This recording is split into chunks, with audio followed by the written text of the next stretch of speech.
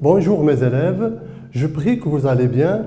Durant cette séance de reproduction humaine, on va faire certains exercices.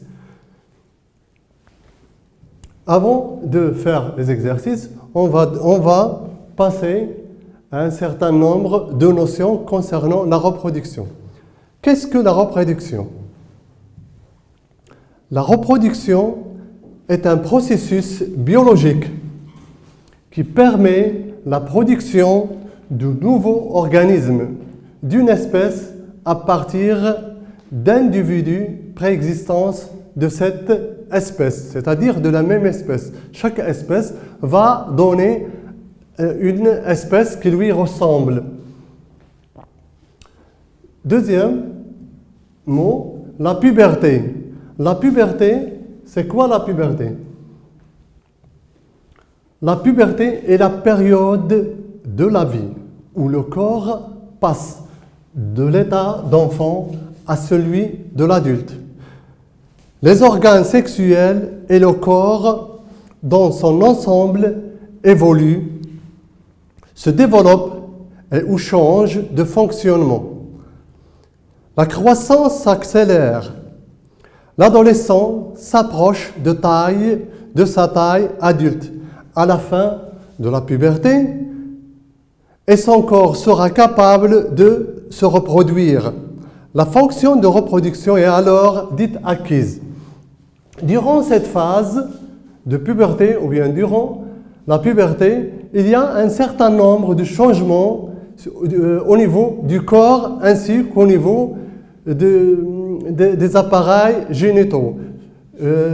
Pour cela, on constate qu'il y a les caractères sexuels primaires, ces caractères sexuels primaires concernant les organes génitaux, tandis que les caractères sexuels secondaires caractérisent l'ensemble du corps, la pilosité, la voix, les hanches, les aisselles, ainsi qu'un certain nombre de caractères. Pour la troisième notion, la fécondation. La fécondation, résulte de la rencontre entre deux spermatozoïdes et un ovule, qui sont les cellules reproductrices. Les gamètes chez l'homme, les gamètes mâles sont les spermatozoïdes et les gamètes femelles sont les ovules. La fusion de deux gamètes est l'origine de l'embryon qui s'implante dans l'utérus. C'est-à-dire, durant la fécondation, le spermatozoïde libère son noyau à l'intérieur de l'ovule pour la féconder. C'est-à-dire, il va traverser la membrane cytoplasmique pour arriver au niveau du noyau de la cellule femelle qui est l'ovule et va la féconder. On va avoir à la fin de la fécondation un œuf. Les menstruations. Les menstruations et le cycle menstruel. Le cycle menstruel, généralement, il consiste les femmes seules. C'est-à-dire, c'est un ensemble de phénomènes physiologiques survenant le plus souvent de façon périodique, c'est-à-dire à chaque fois, on dit parce qu'ils sont mensuels, qui préparent l'organisme de la femme à une éventuelle fécondation. La manifestation la plus visible de ces modifications est la menstruation. Le cycle menstruel commence à l'âge de la puberté et se termine par une ménopause. Cette ménopause, c'est l'arrêt des règles. Elle se caractérise par un certain nombre de transformations subies chez une femme. C'est quoi la grossesse? La grossesse est le processus de développement d'un nouvel être à l'intérieur des organes génitaux de la femme. Après 9 mois de grossesse, la femme enceinte donne naissance à son nouveau-né. Après la grossesse vient l'accouchement. L'accouchement, qu'est-ce que l'accouchement? L'accouchement est la phase ultime de la grossesse, celle qui permet la sortie du nouveau-né. Il se déroule en 3 phases. Le travail avec les contractions de l'utérus, c'est-à-dire l'utérus va faire un certain nombre de contractions qui permettent à l'ouverture du col de l'utérus, permettant la dilatation du col de l'utérus nécessaire à la sortie du bébé. Celui-ci présentant la tête en bas ou en siège. Il vient la deuxième phase, c'est l'expulsion. L'expulsion est la sortie de l'enfant, l'accouchement proprement dit. Et enfin vient la phase de la délivrance survenant à distance de la sortie du bébé, c'est-à-dire après la sortie du bébé. À la suite de nouvelles contractions utérines, c'est-à-dire des contractions utérines continues pour permettre l'expulsion du placenta dans laquelle croît le bébé. Et maintenant, on passe à la série d'exercices sur la reproduction. Exercice 1. C'est un exercice concernant relier, je vais lire la consigne, relier par une flèche l'expression de la colonne A avec celle qui lui convient dans la colonne B. La colonne A donne un certain nombre de mots caractéristiques, le caractère sexuel primaire, la puberté, caractère sexuel secondaire, spermatozoïde, ovulation et la ménopause. Dans la colonne B, libération d'un ovule par l'un des 2 ovaires, organes impliqués dans la production, sont des organes reproducteurs. Période de la vie d'une femme marquée par l'arrêt du fonctionnement des ovaires et par l'arrêt des règles. Cellules reproductrices mâles. Période au cours de laquelle un enfant se transforme et devient capable de se reproduire.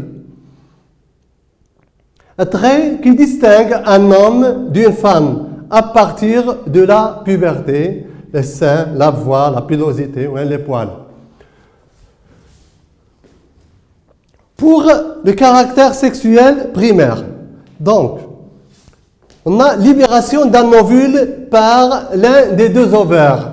Donc, la libération d'un ovule par l'un des 2 ovaires ne correspond pas à caractère sexuel primaire. Les caractères sexuels primaires, généralement, ce sont les transformations que subissent les organes sexuels mâles. Donc, organes impliqués dans la reproduction. Donc, les organes impliqués dans la reproduction sont les appareils génitaux. Pour la puberté, qu'est-ce que la puberté? La puberté, c'est l'âge où l'homme devient capable de se reproduire. La libération d'un ovule, non. Période de la vie d'une femme marquée par l'arrêt du fonctionnement des ovaires et par l'arrêt des règles, non, c'est faux. Cellules reproductrices, non. Une période au cours de laquelle un enfant se transforme et devient capable de se reproduire. C'est la bonne réponse. Caractère sexuel secondaire. Les caractères sexuels secondaires, c'est pas la libération de l'ovule qui nous reste, libération de l'ovule, période de la vie d'une femme marquée par l'arrêt du fonctionnement des ovaires, cellules reproductrices, un trait qui distingue. Donc, caractère sexuel secondaire, c'est les caractères qui distinguent l'homme d'une femme à partir de la puberté. Donc, ce sont les caractères sexuels secondaires. Spermatozoïdes. Spermatozoïdes, ce sont des gamètes. Ce sont des gamètes, généralement, ce sont des gamètes mâles. Donc, cellules, ce sont des cellules reproductrices mâles. L'ovulation. L'ovulation, c'est la période dont il y a une libération d'une ovule par l'un des deux ovaires. Et enfin, la ménopause, c'est la période de la vie d'une femme marquée par l'arrêt du fonctionnement des organes, des ovaires et par l'arrêt des règles. Et enfin, les caractères sexuels primaires sont des organes impliqués dans la reproduction. La puberté concerne, c'est la période au cours de laquelle un enfant se transforme et devient capable de se reproduire. Caractère sexuel secondaire, trait qui distingue un homme d'une femme à partir de la puberté. Spermatozoïdes sont des cellules reproductrices mâles. Ovulation, libération d'un ovule par l'un des deux ovaires. Et enfin, la ménopause, période de la vie d'une femme marquée par l'arrêt du fonctionnement des ovaires et par l'arrêt des règles. On passe à un autre exercice. Exercice 2. Cette fois, on va cocher, on va écrire un vrai ou un faux devant chaque phrase. On a les phrases, et ici on va cocher vrai ou faux. La première consigne, à chaque cycle, l'utérus libère un ovule. Est-ce vrai ou faux? C'est faux. Pourquoi c'est faux? Parce que ce n'est pas l'utérus qui libère l'ovule, mais l'ovule est libéré au niveau des ovaires périodiquement. La deuxième phrase, les testicules produisent des spermatozoïdes de manière quotidienne. Donc, ce sont les testicules qui produisent des spermatozoïdes. Donc, c'est une phrase juste et vraie. Troisième, à partir de la ménopause, la production des spermatozoïdes s'arrête. La ménopause caractérise la femme et ne caractérise pas l'homme. Donc, la production des spermatozoïdes chez l'homme est continue à vie, depuis la puberté jusqu'à le décès. Donc, c'est une consigne fausse. Donc, à partir de la ménopause, la production des spermatozoïdes s'arrête. Donc, c'est une consigne fausse. La dernière, les règles proviennent d'un écoulement d'eau des ovaires. Premièrement, les règles proviennent d'un écoulement du sang, mais ce n'est pas de l'ovaire. Le sang coule au niveau de l'utérus. Donc, c'est une consigne fausse. Donc, les règles, on peut la corriger, les règles proviennent d'un écoulement du sang au niveau de l'utérus. Donc, je vais refaire. À chaque cycle, l'ovule, je vais essayer de corriger. À chaque cycle, l'utérus libère, l'ovule, l'ovaire libère un ovule. C'est la consigne, je vais corriger. Les testicules produisent des spermatozoïdes de manière quotidienne, vrai, à partir de la ménopause. La production des ovules s'arrête chez la femme.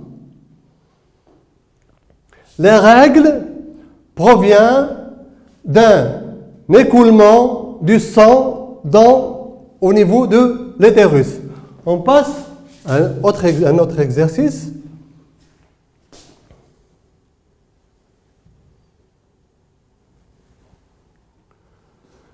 Le document suivant montre les étapes de la fécondation. Classez-les selon l'ordre chronologique. On a 4 étapes. On a A, B, C et D. On voit ici une cellule en division, c'est-à-dire 2 cellules. Ici, on a dans B stade 4 cellules. En C, on voit un spermatozoïde sans flagelle en essayant de féconder l'ovule. On voit ici une cellule, c'est un ovule, et on voit 2 noyaux en train de s'approcher l'une de l'autre. Donc ça, c'est les étapes de la fécondation. On va essayer de les classer. La première, on voit que le spermatozoïde s'approche de l'ovule et il va libérer son matériel, c'est-à-dire son noyau à l'intérieur de l'ovule. Et donc la première étape, c'est C. La deuxième étape, après la libération du noyau dans la cellule, il s'approche pour qu'il fusionne. Donc la deuxième étape de la fécondation, c'est D. La troisième étape, généralement, parce qu'il y a la cellule, ou bien l'œuf subit une division, c'est stade de cellule. Et enfin, la troisième étape et la dernière dans ce document, c'est le stade 4, c'est ce qui reste, dans lequel la cellule, l'œuf a subi une division ou bien une deuxième division.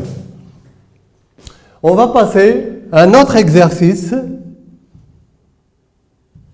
Je lis la consigne. Le document suivant montre les modifications de l'utérus chez une femme jeune lors d'un cycle utérin. On voit ici le cycle utérin, il débute généralement dès le premier jour des règles et ça dure 28 jours selon le document. Les premières journées concernent les règles.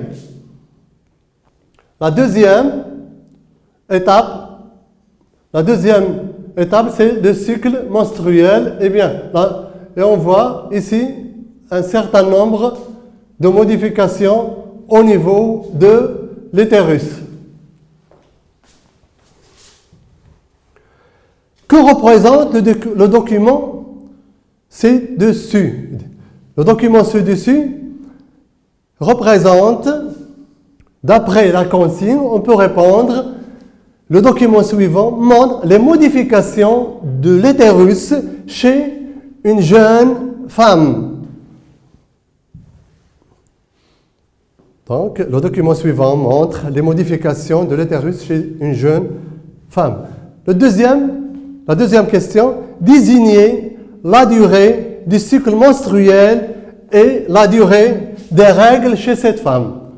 La durée débute par le premier jour des règles et se termine par l'apparition d'une nouvelle phase de règles. C'est-à-dire, on va compter depuis 1 jusqu'à 28. Donc, cette femme a des règles normales qui durent 28 jours. Et la durée des règles, 1, 2, 3, c'est 4 jours. Donc, il y a l'écoulement du sang. La durée du cycle menstruel est de 28 jours, tandis que la durée des règles est de 5 jours. Troisième question, désignez le jour de l'ovulation. Le jour de l'ovulation. L'ovulation, généralement, il se produit 14e jour avant les règles qui suivent. Les règles, donc la fin des règles, donc je vais compter 28, 27, 26, c'est 14. C'est le 14e jour, c'est l'ovulation. Si par exemple on a une femme qui a les règles qui durent 30 jours, le jour de l'ovulation va être le 16e jour. Et chez une femme par exemple qui a la durée des règles qui dure 24 jours, je vais compter depuis 24, ça va tomber le 12e jour. C'est-à-dire, les règles sont toujours le 14e jour avant les prochaines règles. Désigner le jour de l'ovulation, pour notre cas, sont les règles normales. Le 14e jour, c'est le jour de l'ovulation. Dernière question. Cette femme a eu un rapport sexuel non protégé, c'est-à-dire ils n'ont pas fait des contraceptifs avec son mari le 14e jour de son cycle menstruel.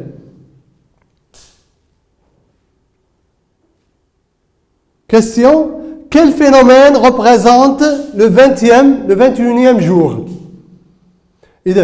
Cette femme a eu un rapport sexuel dans le 14e jour.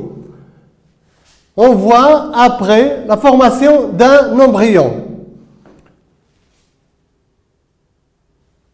Au niveau du col de l'utérus, on voit l'apparition d'un embryon. Le phénomène, c'est la nidation. Il s'agit du phénomène de la nidation. On passe au dernier exercice pour cette séance. Je vais lire la consigne. Le document ci-dessus représente 4 étapes essentielles de la reproduction. On voit ici un ovaire, la trompe de Fallope, le col de l'utérus, et on voit aussi une ovule. On voit un certain nombre de divisions qui a subi cette ovule durant un certain nombre d'étapes. On a 4 étapes, première étape, deuxième étape, troisième étape et quatrième étape. Premièrement, identifier les 4 étapes. Durant la première étape, c'est la phase qui se déroule au niveau de l'ovaire.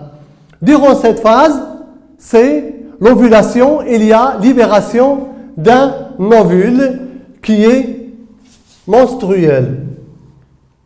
Dans la première étape, c'est l'ovulation. La deuxième étape, durant la deuxième étape, on voit que les spermatozoïdes entourent l'ovule en se préparant à la fécondation. Donc, c'est la fécondation. Après cette fécondation, on va obtenir un œuf, c'est-à-dire une ovule fécondée. Donc, la deuxième étape, c'est la fécondation. On voit que cet ovule subit un certain nombre de divisions, stade de cellules, stade 4 cellules, et ainsi de suite. En même temps qu'il subit des divisions, il subit une migration. Cette migration vers le col de l'utérus, où va y avoir une quatrième étape. Donc la troisième étape, c'est la division et la migration. Quatrième étape, c'est l'œuf se fixe sur le col de l'utérus, c'est la nidation. La première étape, l'ovulation. Deuxième étape, fécondation. Troisième, division, immigration. Et la quatrième étape, c'est la nidation. Deuxième question, déterminer le jour de l'étape première pour un cycle normal de 28 jours. Cette femme aussi a un cycle normal. Déterminer le jour de l'étape 1 pour un cycle normal de 28 jours. Généralement, c'est le 14e jour où il va y avoir une ovulation, puisqu'il a un cycle normal. Deuxième question, le jour de la première étape et d'ovulation coïncide avec le 14e jour, puisque le cycle menstruel est normal. Troisième question, en se basant sur le document, déterminer le lieu de déroulement de la deuxième étape. La deuxième étape se déroule au niveau de la trempe de Fallope, c'est-à-dire le tiers supérieur de la trempe de Fallope. C'est la trempe de Fallope, c'est la partie supérieure de la trempe de Fallope,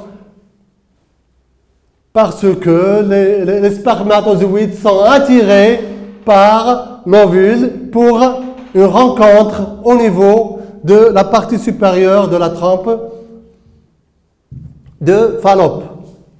La deuxième étape se déroule donc dans le tiers supérieur de la trempe de Fallope. Dernière question. Déterminer le jour de l'implantation de l'embryon. Le jour de l'implantation de l'embryon, c'est l'anidation. L'anidation se fait au niveau du col de l'utérus après les divisions successives et la migration. Il se fixe sur le col de l'utérus qui était déjà préparé pour recevoir le fœtus. Donc, on a 12 à 24 heures. Dans les 30 heures, ils subissent la première division, puis la deuxième division, un certain nombre de divisions, et le quatrième jour, puis le 6e jour se fait l'anidation. Donc, l'anidation se fait le 6e jour. Donc, le jour de l'implantation de l'embryon qui est l'anidation est le 6e jour. Je vous remercie pour votre attention et merci.